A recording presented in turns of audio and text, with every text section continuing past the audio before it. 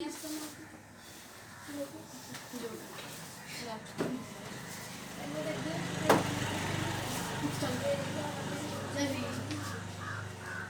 आज हम जानेंगे क्लास 10 मैथ का एक्सरसाइज 3.4 का सवाल नंबर 2।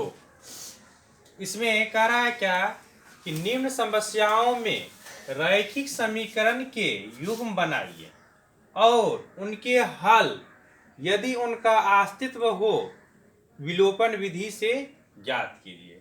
सबसे पहले हमें करना क्या है, इसमें जो हमें दिया हुआ रहेगा भाषा में सवाल जो दिया हुआ रहेगा उस भाषा से हमें क्या करना है, रैखिक समीकरण युग्म बना लेना है। ठीक है, रैखिक समीकरण युग्म जो बनाएंगे, बनाने के बाद उनका हम चेक कर लेंगे कि इनका अस्तित्व है कि नहीं। अस्तित्व का मतलब क्या कि उनका अद्वितीय हल होगा कि नहीं होगा। अगर उनका हल अद्वितीय होता है तो लिखेंगे क्या, यह दिए गए समीकरण का क्या है, अस्तित्व है। तब फिर हम उनको विलोपन विधि से हल करेंगे। अब उनका अस्तित्व जो है कैसे पता चलेगा कि उनका अस्तित्व है कि नहीं है, तो समीकरण जो बनाएंगे उस समीकरण को किस पे कन्वर्ट करेंगे, a1x plus b1y plus c1 बराबर 0, a2x plus b2y plus c2 बराबर 0। ये क्या है, रैखिक समीकरण युग्म के निकाय। ये क्या है, रैखिक समीकरण युग्म के लिए क्या दिया गया, यह निकाय है। अब इसमें जो है ना अस्तित्व कैसे हमें पता चलेगा कि इनका अस्तित्व है कि नहीं है। तो अस्तित्व जो है कर रहा है क्या कि जिनका अस्तित्व होगा उसी को हमें हल करना है। तो अस्तित्व पता करने के लिए क्या होना चाहिए, a1/a2 not equal to b1/b2, यही होना चाहिए ना।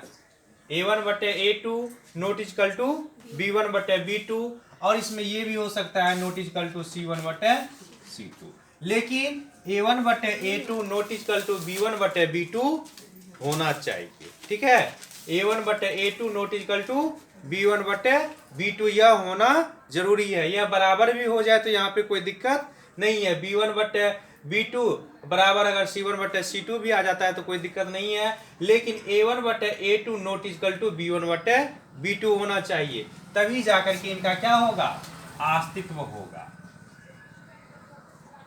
अस्तित्व होगा। और जब अस्तित्व होगा इसका क्या होगा, अद्वितीय हल होगा, जिससे कि हम x और y का मान निकाल सकते हैं। लिख दीजिएगा यहां पर क्या, अद्वितीय हल। ठीक है, तो सबसे पहले आप देखिए यहां पर हमको जो सवाल दिया गया है वो क्या सवाल दिया गया है, यदि हम अंश में एक जोड़ दें तथा हर में एक घटा दें तो भिन्न एक में बदल जाती है। यदि हर में एक जोड़ दें तो यह 1/2 हो जाती है, वह भिन्न ज्ञात कीजिए। ठीक ना, वह भिन्न क्या करना है, हमें ज्ञात करना है। अब सबसे पहले यहाँ पर जो है ना, क्योंकि जब भी आपको सवाल दिया रहेगा भाषा में, जब भी सवाल दिया रहेगा तो उसमें जो है ना सबसे पहले हमें ढूंढना है कि कहाँ तक हमें एक समीकरण बनेगा। ठीक है, उसके बाद फिर हमें दूसरे समीकरण के लिए ढूंढना है। अब देखिए कह रहा है यहाँ पर, यदि हम अंश में एक जोड़ देते हैं, अंश में एक जोड़ दें तथा हर में एक घटा दें तो भिन्न क्या हो जाता है, एक में बदल जाती है। मतलब क्या, यहाँ तक हमको एक समीकरण बन जाता है। फिर दूसरे के लिए कह रहा है, यदि हर में एक जोड़ दें तो यह 1/2 हो जाती है, वह भिन्न ज्ञात करना है। सबसे पहले हमें भिन्न को मानना पड़ेगा। भिन्न को जो हम मानते हैं, कैसे मानते हैं, यहाँ पर लिखिए, हल करते हैं हम। माना कि अंश बराबर x मान लेते हैं और हर बराबर y मान लेते हैं, तो भिन्न क्या हो जाएगा मेरा, भिन्न क्या हो जाएगा, x/y हो जाएगा। क्योंकि भिन्न क्या होता है, अंश बटे हर जो होते हैं उसी को क्या बोलते हैं, भिन्न बोलते हैं। अब जो हमें कह रहा है सवाल में वही हमें करना है। कह रहा है क्या, पहला नंबर में हम अंश में एक जोड़ देते हैं। चलिए हम प्रश्न से चलते हैं। प्रश्न से अंश में क्या करना है, एक जोड़ देंगे फिर हर में क्या करना है, एक घटा देंगे। हर में एक हम घटा दिए तो भिन्न क्या हो जाता है, एक हो जाता है। मतलब 1/1 लिख सकते हैं ना, 1/1 लिख सकते हैं ना। 1 को 1 से काटिएगा तो 1 ही आएगा ना, तो नहीं है बटे में तो हम 1 लगा सकते हैं।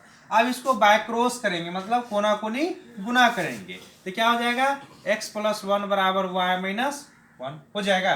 चलिए अब इसको समीकरण के फॉर्म में हमें कन्वर्ट करना है, अस्तित्व चेक करने के लिए समीकरण के फॉर्म में हमें कन्वर्ट करना है। तो यहाँ क्या लिख सकते हैं इसको, x - y = -1 और -1 हो जाएगा। तो x - y बराबर क्या हो जाएगा, -2। x - y, अच्छा चलिए इतना ही रहने देते हैं। क्या है कि जो है ना, चर वाले को एक साइड और अचर वाले को एक साइड हम रख सकते हैं। इसको हम समीकरण 1 मान लेते हैं, कोई दिक्कत इसमें। चलिए फिर आप चलते हैं, करा यदि हर में एक जोड़ते हैं, हर में अंश को कुछ नहीं करना है, अंश में कुछ नहीं किया, सिर्फ क्या करना है हमको, हर में एक जोड़ना है। तो यहाँ पर हम लिख देते हैं x/y + 1, ठीक ना।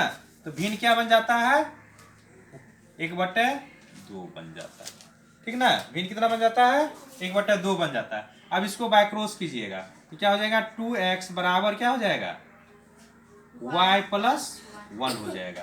तो 2x - y बराबर क्या हो जाएगा, 1। ये हो गया क्या, समीकरण 2 हो गया। अब इसका क्या करना है, हमें जांच कर लेना है कि इनका अस्तित्व है कि नहीं है।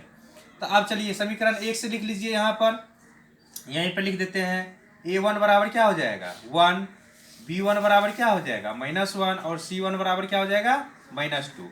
यहाँ पर क्या हो जाएगा, a1 बराबर 2, b1 और a2 न होगा जी, समीकरण दूसरा ले रहे हैं तो उसको 2 से निरूपित करते हैं। तो a2 बराबर 2, b2 बराबर -1 और c2 बराबर 1। अब चलिए चेक करते हैं। तो a1/a2, a1/a2 लिखते हैं, यहाँ पर ले लीजिए a1/a2 बराबर b1/b2 बराबर c1/c2 के फॉर्म में हमें लाना है। तो क्या है, a1 का मान क्या है, 1/a2 का मान कितना है, 2 बराबर b1 का मान कितना है, -1 और b2 का मान कितना है, -1 बराबर c1 का मान कितना है, यहाँ पे -2 और c2 का मान क्या है, 1।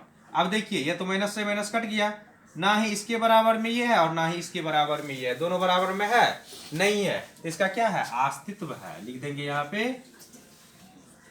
अस्तित्व है।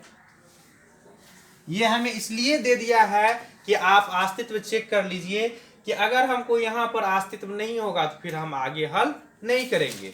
क्योंकि अगर जब आप आगे हल कीजिएगा और हल करने के बाद लास्ट में उसका मान निकलवे नहीं करेगा तो फिर जो है ना, टाइम तो मेरा बर्बाद हो जाएगा, समय तो मेरा बर्बाद हो गया ना। तो इससे पहले ही हम उनका चेक कर लेंगे कि यहाँ पर कि इनका इस सवाल का जो है ना अस्तित्व है कि नहीं है। अगर अस्तित्व होगा तो हम आगे बढ़ेंगे, अस्तित्व नहीं होगा तो फिर हम आगे नहीं बढ़ेंगे। यहीं पर लिख देंगे कि इनका हल नहीं हो सकता है, तब इनका तो हल होगा, इस समीकरण का तो हल होगा। तो चलिए यहाँ पर हम लिखते हैं x - y बराबर क्या है, -2, समीकरण 1 है।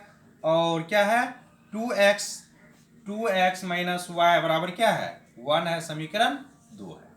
अब विलोपन विधि में हम क्या जानते हैं कि कोई एक चर को हमें क्या करना होता है, विलुप्त करना होता है, मतलब उस चर को हटाना होता है। और उस चर को हटाने के लिए हमें चर को क्या करना होता है, बराबर करना होता है। अब बराबर करने के लिए हम क्या करते हैं, तो कभी हम गुना करना पड़ता है या नहीं तो भागा भी देना पड़ता है। तो भागा हम नहीं देते हैं, भागा की जगह पे हम क्या करते हैं, गुना ही कर लेते हैं। लेकिन जब हमें चर बराबर रहेगा तो वहां पे हमें गुना नहीं करना है। अब यहाँ पर देख रहे हैं क्या y दोनों में बराबर है ना। अगर हम y को विलुप्त करेंगे तो हमें किसी भी नंबर से इनको मल्टीपल नहीं करना पड़ेगा। लेकिन जब x को हम विलुप्त करेंगे तो समीकरण 1 को हमें 2 से मल्टीपल करना होगा। तो हमें तो आसान काम चाहिए, तो हम क्या करते हैं, यहाँ पे y को विलुप्त कर देते हैं। तो y को विलुप्त करने के लिए सिर्फ हमें क्या करना पड़ेगा, चिन्ह बदलना पड़ेगा। और चिन्ह बदलते हैं कब, जब हम घटाव करते हैं। तो लिख दीजिए यहाँ पर घटाने पर, यहाँ -1, यहाँ +1, यहाँ -1, तो y से y कट जाएगा ना। यहाँ 2x में से x घटेगा तो क्या बच जाएगा, -x बच जाएगा।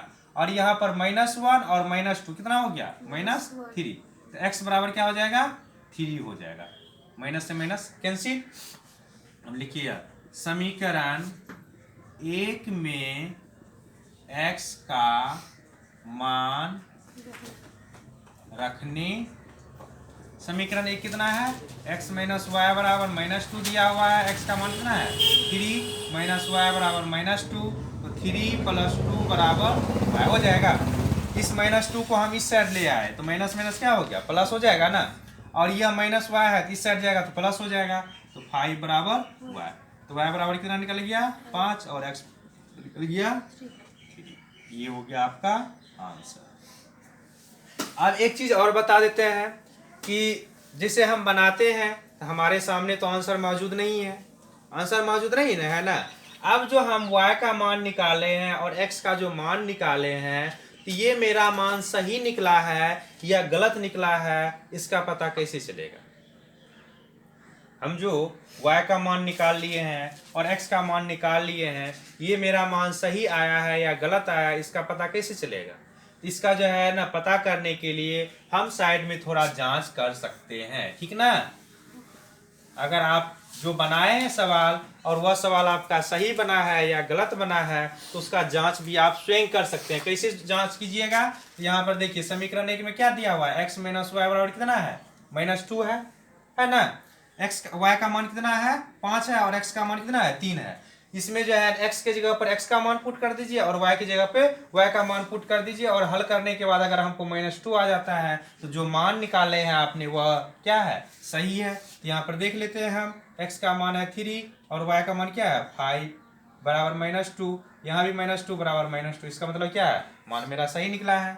समीकरण 2 में भी रख करके देख लेते हैं 1, तो 2 × 3 -5 बराबर 1, तो 6 - 5 बराबर 1, तो 1 बराबर 1। इसका मतलब क्या है, जो हम सवाल बना रहे हैं वह मेरा क्या है, सही है। ये जो है ना आपको मतलब जैसे कि हम बनाते हैं सवाल तो हम कहते हैं कि नहीं आंसर देखो एक बार आंसर कितना है। आंसर अगर मेरे पास नहीं भी है तो फिर भी जब हम सवाल को हल करेंगे, हल करने के बाद जो मेरा x का मान आएगा और जो y का मान आएगा वह समीकरण 1 और समीकरण 2 में रख करके हम देख लेंगे, तो उससे हमें कंफर्म हो जाएगा जो मान हम निकाले हैं वह मेरा सही है या गलत है।